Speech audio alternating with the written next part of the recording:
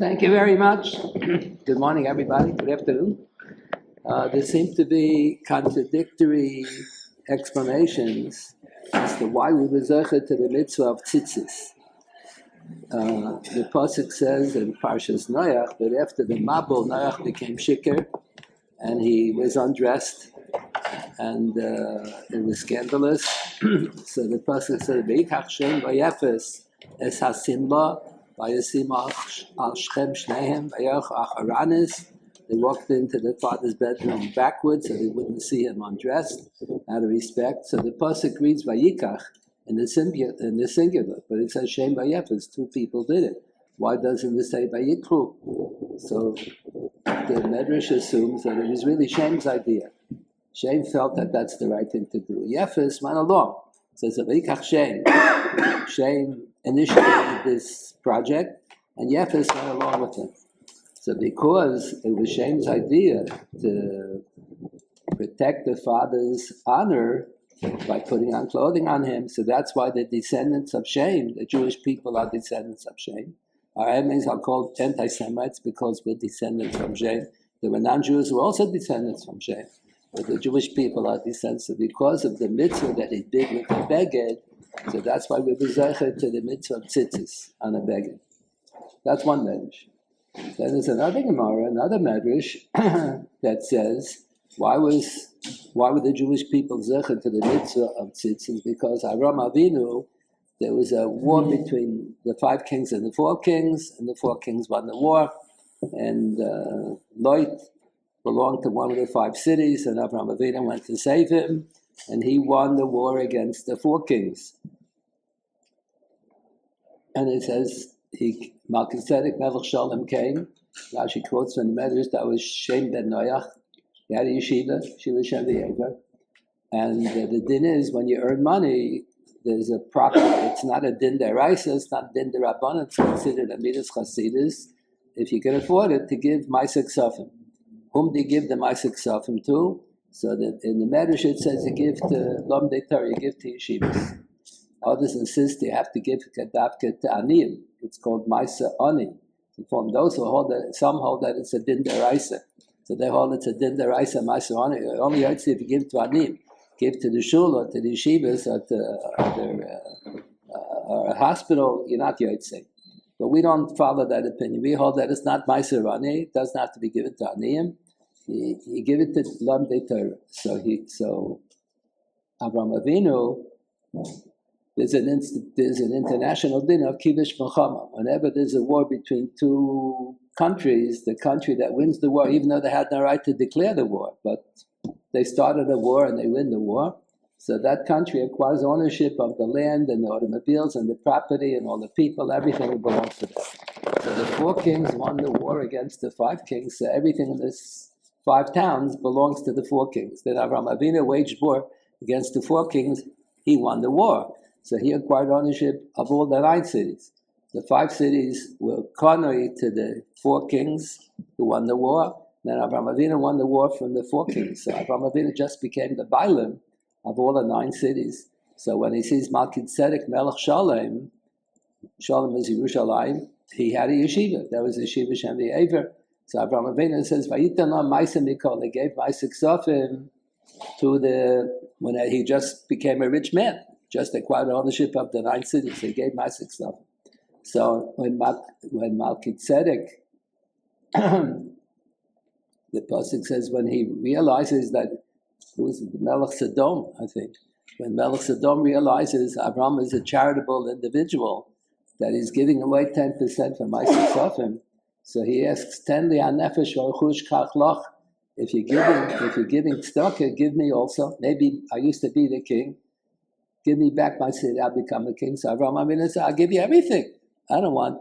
We usually interpret Pshat and the pasuk incorrectly. We usually think Malkitz. Who is it in the Chumash? I already forgot. Do we have a Chumash Bereshis? I forgot the pasuk. We usually interpret that the king wanted to give a matana to Avram Avinu. He wasn't giving him a matana. Avram Avinu acquired ownership of everything, and he gave first Ma'aseh Ksafim. That's what the Ramban and the Sforno explain. Avram Avinu acquired ownership of all of the 9 cities, the first thing you do is you give Ma'aseh Ksofim. So then the other king said, oh, you're giving charity? Give me back 10 nefesh. Let me become back a king.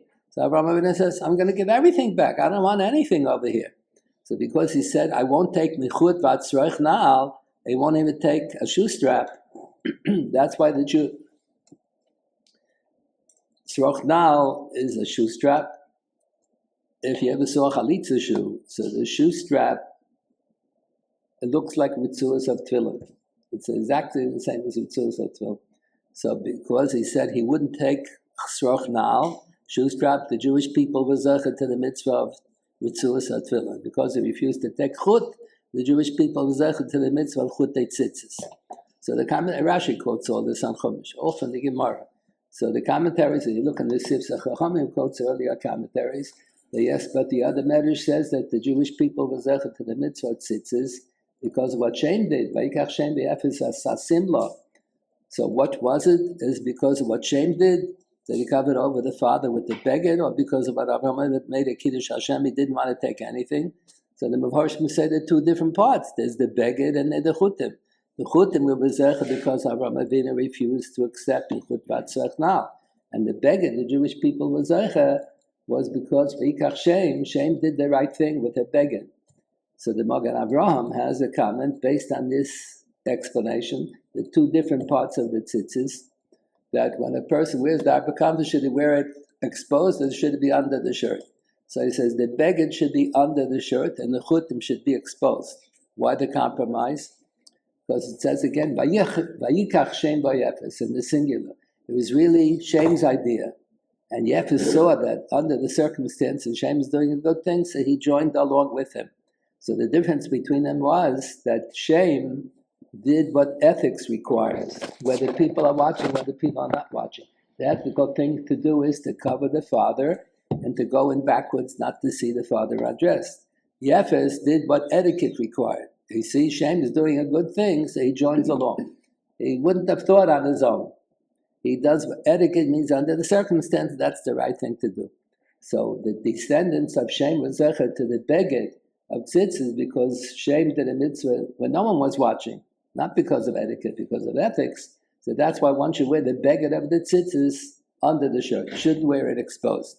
Masheni chutim had nothing to do with that. The chutim is the schutz that Avraham Avinu refused to take. The chut v'atzroich na'al. So the tzitzis we should wear exposed. So that's what the Magen Avraham says. The Magen Avraham was an Ashkenazi. And the Sfardim are much more into Kabbalah than the Ashkenazim. So the Sfardim feel that you're not allowed to have any of the tzitzis exposed, that the tzitzis should be covered up. Chacham Avadia writes in his, he has tshuvas on everything under the sun. So he writes, the Rebbeinu Shalom should forgive our brothers, the Ashkenazim, that they wear the tzitzis in such a way that the chutim are exposed. They're doing a terrible aveira. According to Kabbalah, the chutim should not be exposed. The Rebbeinu Shalom should forgive us. Okay. But Magen Avraham says that Magen Avraham is also into Kabbalah. But he says the difference between the beged as opposed to the chutim. So we were zecher to this mitzvah. The mitzvah of tzitzis has 2 parts. We have Techeiles and we have lavon. We have white strings, and some of the strings have to be dyed blue. And it's unclear, first of all, how many strings he's supposed to have. Do you take 3 strings and there's a dispute between Beis Shammai and Beis Hillel. Beis Hillel were of the opinion that you take 3 strings, you fold them over, it turns into 6. And we follow Beis Shammai. This is one of the 6 cases that we pass like Beis Shammai. There are many disputes between Beis Shammai and Beis Hillel. So the Gemara in the end of the first parak in Masechah Shabbos speaks about the Yudches Gzeiros. Beis Shammai and Beis Hillel learned in the same Beis Medrash. And whenever, at the end of the day, when they had a dispute, they would take a vote, and Beis Hillel was always the majority. So they always passed on like Beis Hillel. On one occasion, in America, we know this, sometimes in the Congress, they look around who's there, who's not there. Oh, these people are not there, so we're going to push the world law today because there's no tzaddik and eged to argue. So one fine day, Beis Hillel were away. Sheva Baruch is a bar mitzvah or something, so most of the Beis Hillel were not there. So Beis Shammai pushed through 18 gzeiros that day. They outvoted Beis Hillel that day, pushed through. The next day, the Beis Hillel came back, everybody was all together, and they opened up the discussion again. Next day, all the Beis Hillel agreed with the Beis Shammai. So that those 18 cases, the Yudches Gzeris, that we pass like Beishamai, at the end of the day, we still agree with Beishamai. So that's not an exception to the rule. But the Tosfos in the beginning of Sukkot, of Gimel Amanav, Tosfos quotes from the Tzitzis Techeles that there were 6 cases where we pass like Beishamai, where we still never agree. So one of them is how many strings do you have? So we take 4 strings, you pull it through the hole, you make it into 8 strings, that's Beishamai's opinion. The Silla say you only have 3 strings, you fold it up, you make it into 6. The Gemara tells a story in Bava Basra that Rabbi Bar Bachana, one summer he went on vacation and he was taking a tour with Hahu Taya. Ataya means an Arab merchant. So the tour guide was showing them the Meisei Midbar, the people who died in the days of Moshe Rabbeinu, in the Midbar in the 40 years. So when he comes back, Rabbi Bar Bachana comes back to the Beis Medrash, he tells all the people of Beis Medrash, he went on a fantastic tour. He saw the Meisei Midbar. So they asked him, did you check the tzitzis to see how many strings by there? Were there 6 strings or 8 strings? So it didn't occur to him. So he said, moron, idiot. You had the Meisei Midbar, you didn't check. Why didn't you look to find out? So that's one of the main sources that there's a big dispute. Can we rely on archaeological evidence to show what a din is? Sometimes the evidence is not conclusive. Let's say the Chazon Ish used to have bigger shiurim. At the end of his life, he backed out from all of his exaggerated chumras about the shiurim. Rav Nebenzahl put out the Shulchan Aruch, a Mishnah Berurah, with footnotes on the bottom of the page. He quotes a lot from Rav Shlomo Zalman Auerbach. And at the end of the 6th volume of the Mishnah Berurah, he has general ideas, klolias, that it's important to have. So he writes there, one little paragraph, he heard Rab Chaim Kanievsky, who was a nephew of the Chazon Ish. Chazon Ish had no children. So this Rab Chaim Kanievsky was a little boy eating lollipops by the Chazon Ish. He was by the Chazon Ish for years. He knew everything from the Chazon Ish. He printed Svarim, he quotes the Chazon Ish, every page he quotes the Chazon Ish. He says the Chazon Ish at the end of his life backed out from all of his exaggerated shiurim, and he agreed with Abraham Chaim Noah. So years ago, before there was known that the Chazon Ish backed out, so they said they discovered mikvahs from the days of the Tanoim, and the mikvahs are not the Chazon Ish is exaggerated shiur. So you see the Chazon Ish is wrong. It's a smaller shiur. So they said in the days of the Tanoim, not everybody was Orthodox. They had a bunch of Chevra, they had their own Rabbanim, the Paskin, and not everybody followed the Tanoim. You have to know in archaeology, you have to know who made the mikveh. Was it made by the people who followed the Tanoim? Was made by the other groups. It doesn't always prove. So this Gemara seems to be a proof. They were upset that Rabbi Bar Bachana, why he didn't check to see if they were wearing tzitzis with 6 strings or 8 strings, is not a good demonstration. So when Rabbi Soloveitchik used to say shiur in the yeshiva, he didn't want anybody to ask him any kashas. If you would ask him a kasha, he would chop your head off. He'd give you a hard time. But he used to give shiur for the balabatim. So the balabatim, he had to be kind to them. So when he used to say this for the balabatim, that the halacha doesn't accept archaeological evidence, so they asked him the kasha from this Gemara. They found the Meisei Midbar, and they were upset why he didn't check. Rabbi Soloveitchik says that Hahu Taya was Eliyahu Hanavi. He says those who study Zohar, the Zohar often, I don't study Zohar. You have to have the intelligence of a 40-year-old. I'm 85 years old, but I don't have the intelligence of a 40-year-old to the extent that you're supposed to learn Zohar. So Rabbi Soloveitchik said in the Zohar, every so often they say Hahu Taya, and it means Eliyahu Hanavi. So he says, if it's Eliyahu Hanavi, then it's a Masorah from Eliyahu Hanavi. But if you don't have a Bala Masorah, you just have archaeology, even if it seems to be a conclusive proof, it doesn't play any role in halacha. That's questionable. The Gemara has a debate, the Tanoim had a debate, Tanoim who didn't live as Marabayis. So they never saw a Kohen Gadol wear the tzitz. So there's a question, where do you wear the tzitz? Does he wear the tzitz on his forehead? Or does he wear the tzitz b'makam tefillin over here? That's 2 opinions in Tosfos. So that we have no discussion in the Gemara on that, but the Gemara has a discussion. What was written on the tzitz Kodesh La Hashem? Was it on 1 line or was it on 2 lines? Kodesh, Lamed, and then Yud Kei Vav Kei was above. So you read first the 2nd line, then you read the 1st line. Strange. So that's a dispute among the Tanoim who never saw the Kohen Gadol, never saw tzitzis. They had different traditions. So one of the Tanaim said, what are you talking about? I was in Rome, and I was in the Vatican, and they showed me the tzitz, and it's in one line. And the Rambam paskins against that. How can you paskin again? He saw in the Vatican they have kelim from the Beis Hamikdash. The Gemara says they say also they have. They say also they have, but the Gemara says they have. So he saw the tzitz. So the Kesef Mishnah commenting on the Rambam, Rav Yosef Kara writes in his commentary on the Rambam. Every Kohen Gadol had to have a different tzitz. It had to fit either his forehead over here, wherever you put it, it has to fit. Some people have a different shaped forehead. So there must have been several hundred tzitzim. So maybe just like the Tanaim after the Churban Abayis had a dispute, none of them saw that. None of them saw it. Bisman Bay Sheni. There must have been a machloek. So some had in one line, some had in two lines.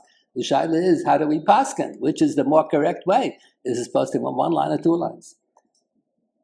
There's a publication that they put out on Flatbush twice a year, once for Pesach, one for Sukkot. I forgot what it's called in English, and it's always on halacha topics. Hakira.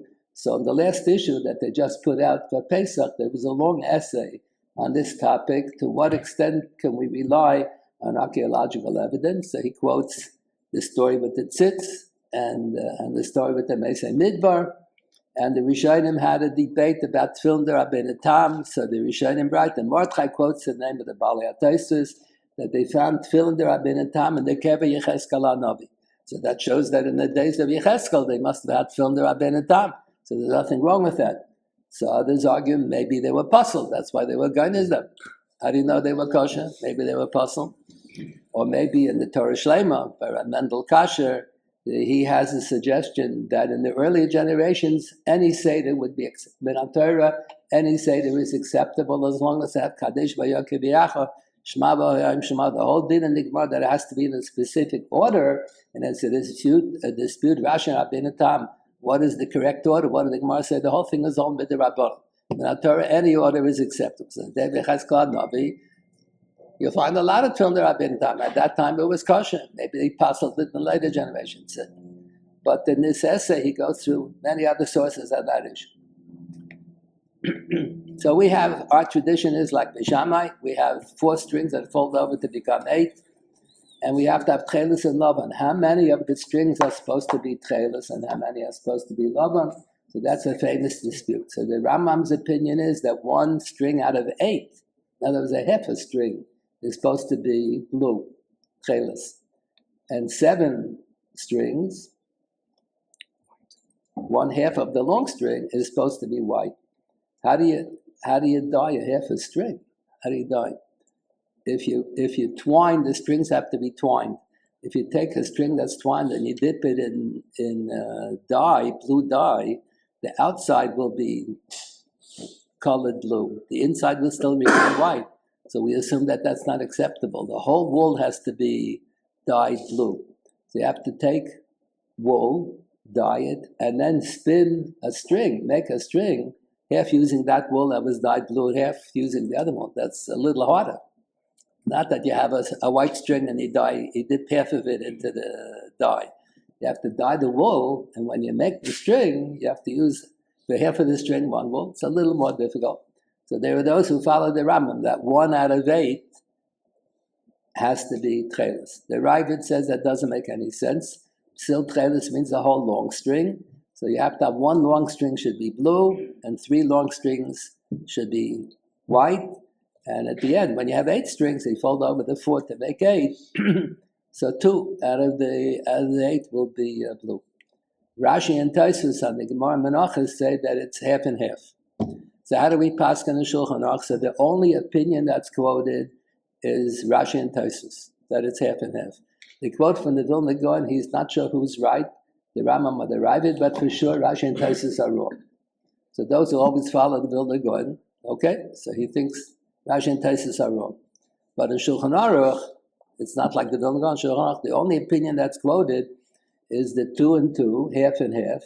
And we have dinim halacha l'maaseh for many centuries already, based on the assumption that it's half and half. So, for example, if you have tzitzis, and let's say years ago the strings were not so strong, so a lot of times a person would get the tzitzis would get caught in a chair, so it would rip. So the tzitzis have a certain length. These are way much longer than they have to be. Is there a midas chasidus to have it longer? So the Yerushalmi says beferish not. The Mishnah says,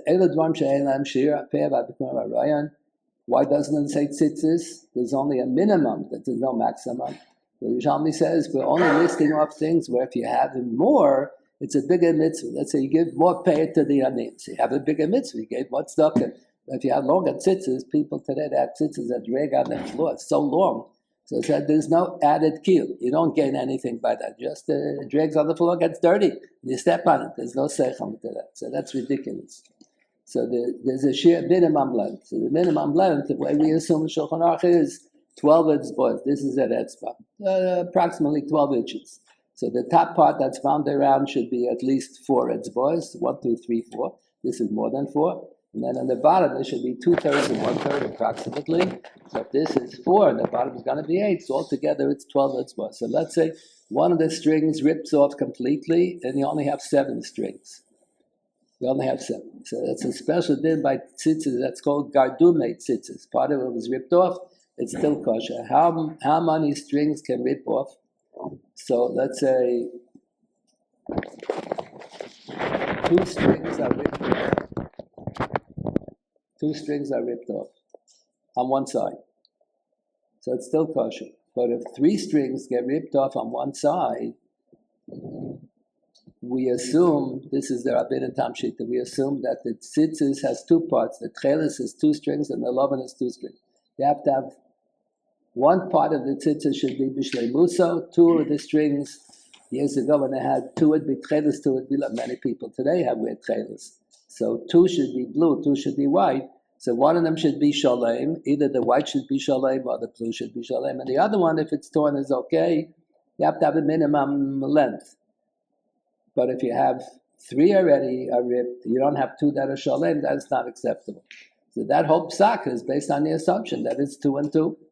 That's in the Shulchan Aruch. The Rabbeinu Thomas quoted La Aloha. Then the Mishnah Berurah quotes from the Malbim. The Malbim went down in history for his commentary on Tanakh.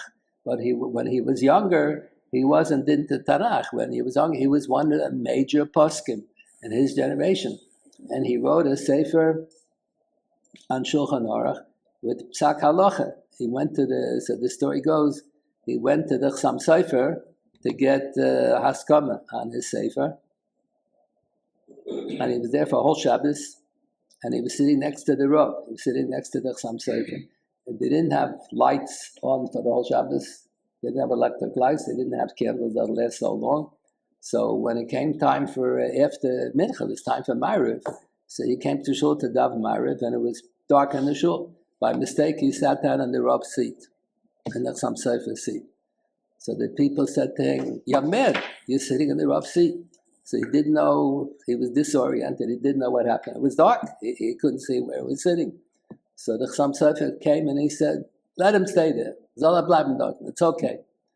So when he realized what happened, he took it as if he gave him a curse. So Zola bleiben. He should stay on that level of learning. So from that time on, he wasn't nice again anymore. Psak Halacha. That's how the story goes. And then he went into Tanakh. His commentary on Tanakh is sometimes fantastic.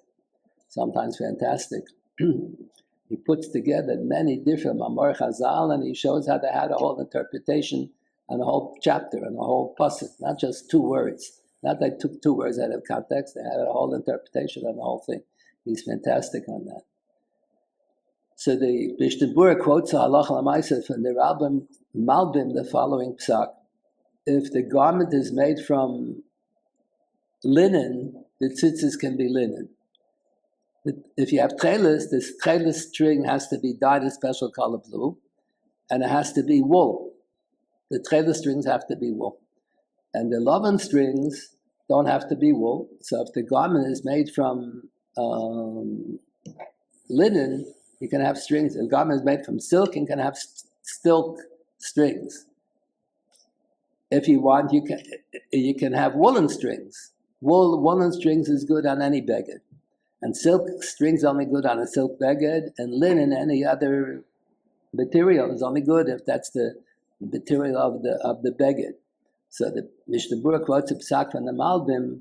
If you have a talis that's made from linen, and 2 strings are linen and 2 strings are wool, oh, that'll be shatnez. That's not permissible. Let's say you have what's a better example? Okay, so talis made from silk. So you want to have 2 strings of silk, 2 of the long strings are silk, and 2 of the long strings will be wool. So that's acceptable, 2 and 2, because tzitzis basically has 2 parts, 2 and 2, Techeiles and lavan. So each unit has to be, you have to have 2. You can't have 3 are going to be wool and 1 is going to be silk. You can have 2 and 2 because 2 are in each unit. So that's the only opinion that's quoted in the Shulchan Aruch, that is 2 and 2. So those who want to wear Techeiles today should really have 2 and 2. You shouldn't have. Some people follow the Rambam, they only have 1 out of 8. Some people follow the Rav, they have 1 long string out of the 4 long strings. But neither of those opinions is quoted in Shulchan Aruch. Those who always follow the Vilna Gaon, okay, the Vilna Gaon thinks that Rashi and Tosfos are wrong. He does know who's right, the Rambam or the Rav. But the Rambam and the Rav, neither opinion is mentioned in Shulchan Aruch. The only opinion that's mentioned and accepted is the 2 and 2. What if one has Techeiles available and he doesn't bother to wear the Techeiles? So the Mishnah says Techeiles is not mi'akev as halavan, and the lavan is not mi'akev as Techeiles. So the Beis Halevi was the father of Reb Chaim Soloveitchik. He was the Rosh Yeshiva of Volozhin for a period of time. So the Beis Halevi has an essay regarding the din of Baltigra. What does it mean, Baltigra? I have a pair of tefillin. Rashi and Chumash says I have a pair of tefillin. Instead of having all the Dalet Parshas, Shema v'Yoyim Shema Kadesh V'Yakiv, I left out one of the Dalet Parshas. So Rashi said you violate Baltigra. Beis Halevi has a whole essay based on a Rashba, not like Rashi. Baltigra means if b'di'evet it's kosher, you did the mitzvah b'giro'on. Take, for example, you have a korban chatas. Chatas, you have to be zorek on each one of the Dalet karnas hamizbeach with your finger. So if the kohen will only be zorek 1 keren, we pass him b'di'evet, the korban will be kosher. But he didn't do the mitzvah b'shlei musa. B'shlei musa says to do this week on all 4. So the Mishnah in Zvachim said that's a violation of Baltigra. If he did a mitzvah l'chatchila, the way it's only kosher b'di'evet. L'chatchila should have done more. And you had the ability to do more. If you don't have the ability, it's not Baltigra. But if you chose not to do it b'shlei musa, that's a violation of Baltigra. So that's what the Beis Halevi says. If a person has a talis with 4 corners and is chayv to put tzitzis, and he's not going to put in Techeiles, and Techeiles is available, then he's in violation of Baltigra. So it's better he shouldn't wear the talis at all. If you don't wear a talis, you're not violating anything. The obligation to wear tzitzis, if you're wearing a beged with 4 corners, then you have to put in tzitzis. If you're not wearing a beged of 4 corners, you're not mechuyev to. Tosfos discusses why do we have the practice that everybody walks around with an abrakamfis. So they quote, the Gemara has a comment at the end of the first parak in Maseches Tzayta. Why did Moshe Rabbeinu desire so much to enter Eretz Yisrael? According to the Medrash, he offered hundreds of tefillas, Ba'ez Chanan. The Medrash says a gematria, how many hundreds of tefillas that Moshe Rabbeinu offered should enter. So what did he have to do? He wanted to swim on the Kinneret. He wanted to eat the Peres Genoiser. What did he want? The Gemara says no. He wanted to have the opportunity to fulfill the mitzvah at Lizbar. If you don't live in Eretz Yisrael, you don't have the obligation to observe the mitzvah. So he wanted to put himself in a situation that he would have additional mitzvahs. So the Balei HaTosfos say that's why we all wear a beged of 4 corners, to put, like Moshe Rabbeinu, to put ourselves in a situation to be obligated to do mitzvahs. Other Balei HaTosfos say when you'll be on a madrega Moshe Rabbeinu, then it makes sense. Some of our best friends talk Lashon Hara. People are not so careful about a lot of things, but on Lachaver, so we're like on madrega Moshe Rabbeinu. So many had the minig, only the rabbi wears a talis. In Morocco, there were communities like that. The Balei HaTosfos quoted. There were communities with only the rabbi. The rabbis like Moshe Rabbeinu made. It makes sense he should wear a talis. But for the Balabatim, it's not right. It's Mechzik Yuhara to wear. So that's a shaila. Maybe it's better if Techeiles is available and you're not going to use it, you'll be a violation of Baltigra. So better not to wear an arbakam, better not to wear a talis at all. You wear a talis, you violate Baltigra if you don't put Techeiles. what's the story with the Techeiles that they found now? So they're not 100% sure. The scientists in this area of the dying wool, they claim that it's 100% certain that this is the Techeiles that they used in the days of the Tanoim. But the Rabbanim, some of the Rabbanim are not so convinced. So it's not even a safek. Not even scientists are convinced that 100% accurate, it can't be anything else. This is the only thing it can be. And the Rabbanim are not sure, but at least it's a safek. So usually we have a din safek deraisa l'chumra. So some came up with the following idea. When do you say safek deraisa l'chumra? If you're not sure, I shook a lulav in the morning and I'm not sure, maybe the esrog was a murkah, maybe it was puzzled. So if I'm going to shake the lulav now, I know for sure that I will have fulfilled the mitzvah. Over here, even if you use the Techeiles, it could be that it's not the authentic Techeiles. So some argue you don't say safek deraisa l'chumra, even after doing it, you're still mesupik if you were yotze anything. So then you don't apply safek deraisa l'chumra. So Menachem Zemer was a great guy before the war. He was killed in the Warsaw Ghetto at the end.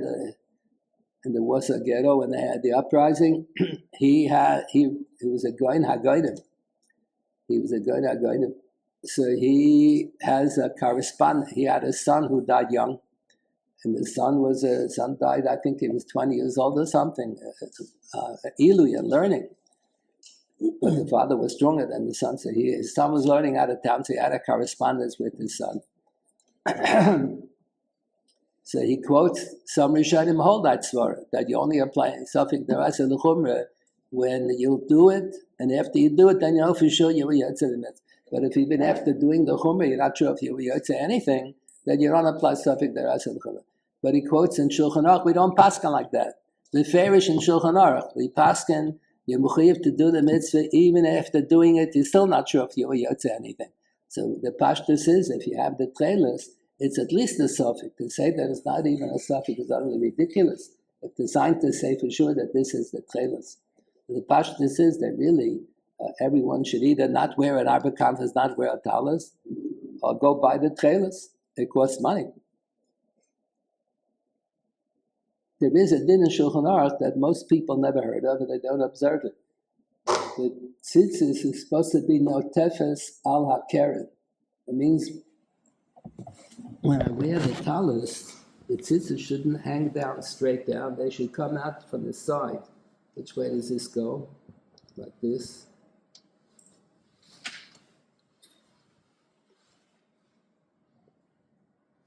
So this comes out from the side. If it would be this way, oh, this is very tight. If it would come out this way, you're yotze b'di'evet, but not l'chatis. This they were careful. These two come out from the side. Also comes out from the side and hangs down. Most people have the tzitzis hanging down like this. So that's good b'di'evet, but l'chatchila is not right. That's why they made it so tight, so they won't fall down. Usually it'll fall down. More correct is to have natefes ala keren. This is unusual. Is it? All four are correct. All four are correct. Okay. So that's a din that most people do not observe.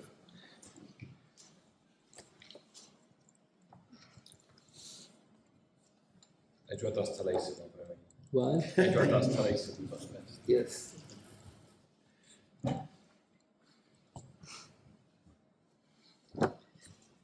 The Magen Avraham quotes the practice of the Arizal. Instead of having one hole and you pull the stitches through, you should have two holes, pull the tzitzis through and pull it out.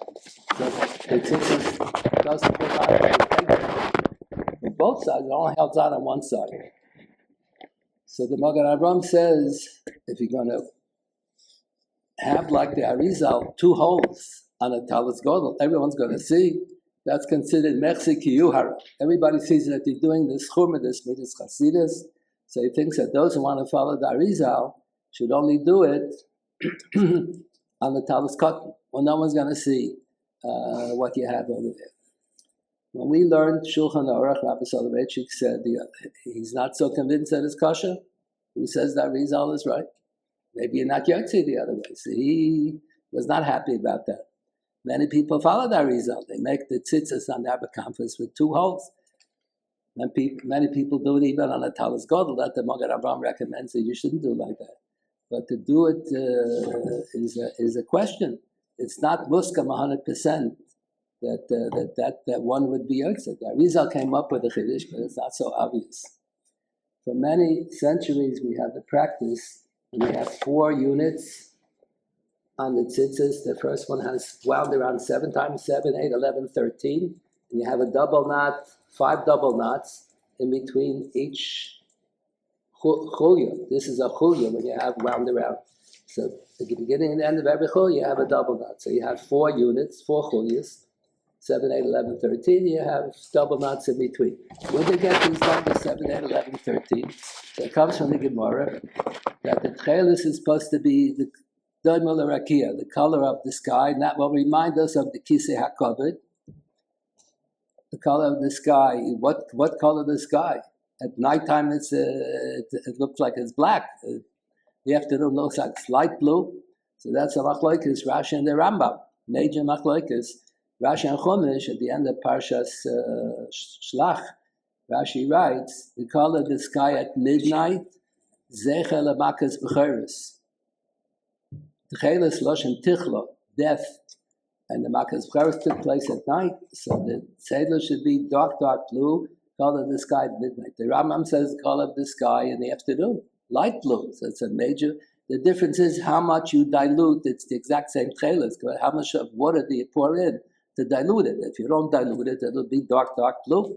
So some have dark blue, some have light blue. Rav Hershel Schachter, when he gave a yahrzeit rush, every year he used to have a yahrzeit for his father, and Gimel Shvat, thousands of people would come from out of town. People would come in by plane. It was like the event of the year. It's like you say, I couldn't have a good yontif. People would be walking in the streets to come to the yeshiva the other year. Afrelich on yahrzeit. They witness each other from one year to the other. They would give a shir for 4 hours.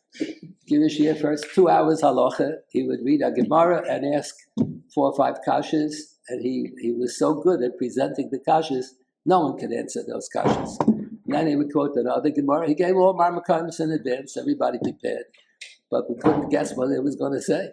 So after he presented all these murderous kashas, he would quote another Gemara and said, what do you see from that Gemara? The following idea, and that answers all the kashas. Unbelievable. And then he would give a 2-hour drasha, hashkafa, based on the 2 hours of halacha. Rav Kook has an essay like that. The former chief rabbi Rav Kook has an essay. He says if you want to establish what's hashkafa, you should really establish it based on halacha, not on Adath. Because Adath, we don't have a tradition how to interpret.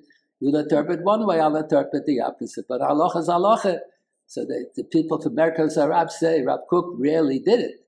They say the one who did it was Rav Hershel Schachter. He did it. He would give a shir 2 hours halacha, and all of his drushes, all of his hashkafa was always based on the halacha.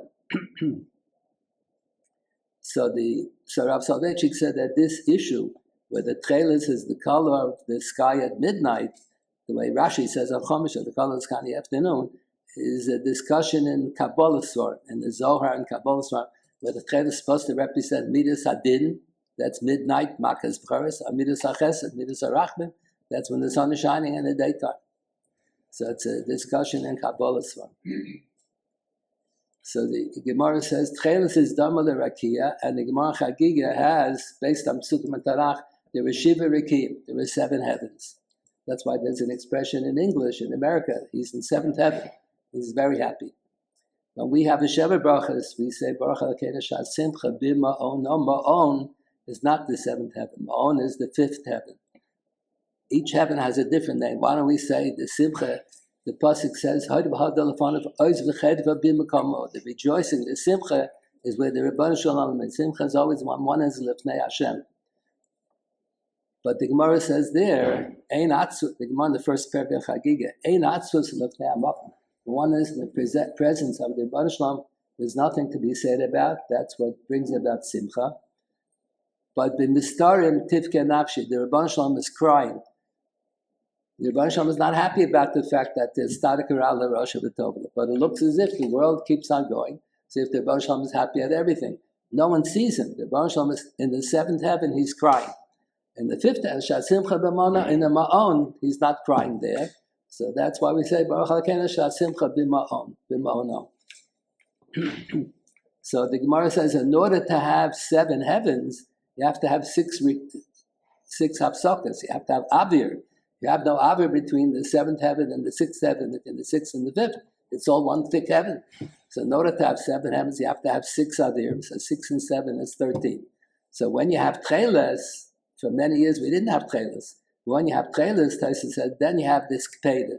You should have, when you wind around, you should either wind 7 or 13, or anything in between is acceptable, because it's the Techeiles is supposed to remind you of the Rekia, and there is Shiva Rekim with the 6 Avir. If you don't have Techeiles, it's only a Zecher. It doesn't really matter so much. But that's why for so many centuries, the practice was that they made 7, 8, 11, 13. You don't have less than 7. You don't have more than 13. Now, there are 2 opinions in Tzitzis and Machlokes Rambam and the Raiva, the same issue. You should have a minimum of 7 and a maximum of 13 watts. So we're assuming Techeiles. This is called a chulya. There are 4 units. Each unit is called the chulya with a double knot on each side. Ashkenaz make a double knot on each side. So we're assuming that you need 7 times you wind it around to make one chulya. The other pshat in Tzitzis and the other pshat the Rambam and the Rambam had an argument. No, you have to have 7 chulyas.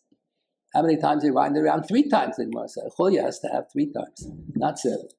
So the Baluiter was one of the later Balei HaTzitzis, and Shulchan Aruch they quote him a lot in Hilchos Tzitzis. So the Sefer Iter lived in Marseille. I remember once we were touring in France in the summertime. So we visited the city Marseille. So I was explaining who the Rabbanim were who live here.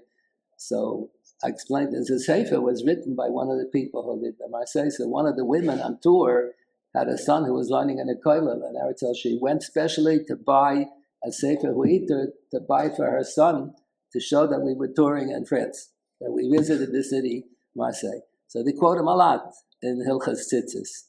Quote him a lot in Shulchan Aruch and other places also, but more than others they quote him here.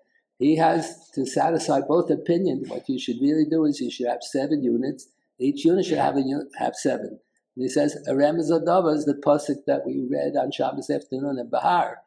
Sheva pamim, Sheva shanim, Sheva pamim. Every 7 years is Shemitah, and after 7 Shemitahs, you have Yovel, the 50th year.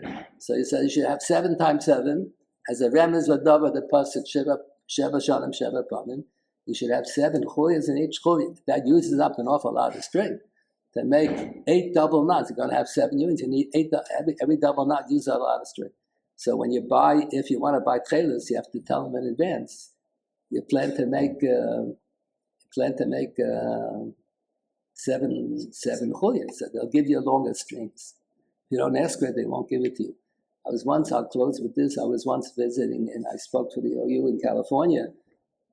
The OU in California used to have every year between December 25th and January 1st, used to have a whole week of learning, because a lot of people have off from graduate school and people take off from business. So they had a whole week to learn. And then after many years, they changed it just into a weekend without the whole week. So I remember once in California, a man asks me, are there any Talmudic sources regarding Techeiles, whether it's poisonous? So I said, why do you want to know if it's poisonous? So he works for the federal government, and there's a law you're not allowed to use poisonous dye in clothing because little children chew on their sweaters.